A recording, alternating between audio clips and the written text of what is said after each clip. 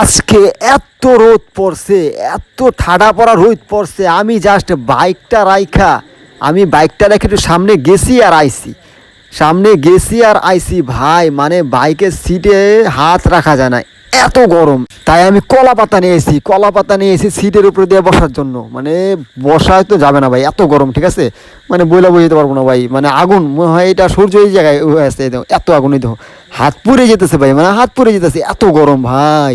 আর কলা পাতা না থাকলে আমার অবস্থা খারাপ হয়, তো আমার এটা ছাড়া কোনো অপশন নাই, এই কলা পাতা দিয়ে আমার যেতে হবো। এছাড়া তোমার এই পানি ঢাইলা এই গরম ঠান্ডা করার মতো আমার তো মনে হয় না ঠান্ডা হবে, এত গরম। আর সূর্যর যে তাপমাত্রা ভাই, এই কলা পাতাও তো মনে সিদ্ধ হয়ে যাব। যাই হোক, এটা দিয়ে কাজ চালাইতে হইব। দেখো ভালোই লাগতেছে না দেখতে, সিট লাগতেছে বড় একটা লম্বা না তো। আর কি এখন বৈশা দেখি কলা পাতা দিয়া তাপমাত্রা কমাতে পারলাম নাকি, একটু বৈশা দেখি আগে। হ্যাঁ, এতটাও তাপ লাগতেছে না এখন, না এতটাও তাপ লাগতেছে না, কমছে, অনেকটা কমছে। এমনি যে তাপমাত্রা ছিল ভাই, এতটা তাপ লাগতেছে না, ভালোই লাগতেছে এখন, আর নর্মাল লাগতেছে পুরো একদম। কলা পাতার উপরে বসে আছি, কলা পাতার উপরে। বিষয়টা হাস্যকর লাগলেও পরিস্থিতি শিকার, কিছু করার নাই। বিষয়টা হাস্যকর, একদম হাস্যকর না, তাই না?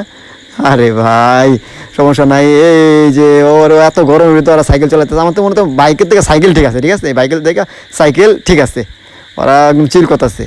যাই হোক, আল্লাহ হাফেজ, টাটা, ভালো থাকো, সুস্থ থাকো।